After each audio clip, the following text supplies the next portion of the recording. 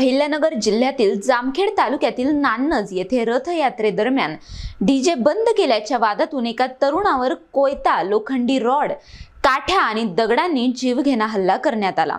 या घटनेत इस्माईल उर्फ बाबा महमूद शेख गंभीर जखमी झाले असून त्यांच्यावर जामखेड येथील समर्थ हॉस्पिटलमध्ये उपचार सुरू आहेत। रविवारी 27 जुलै रोजी नान्नज बाजार तळावर यात्रेनिमित्त सुरू असलेला सांस्कृतिक नृत्य कार्यक्रम पोलिसांच्या आदेशानुसार रात्री 10 वाजता बंद करण्यात आला। त्यानंतर इस्माईल उर्फ बाबा शेख हे डीजे चालकाला निघण्यास सांगत असताना लक्ष्मण उर्फ पिर्या बबन काळे, अनुराग उर्फ सोनू उमेश डाडर आणि 3 ते 4 अनोळखी इस्मांनी पुन्हा डीजे सुरू करण्याची मागणी केली।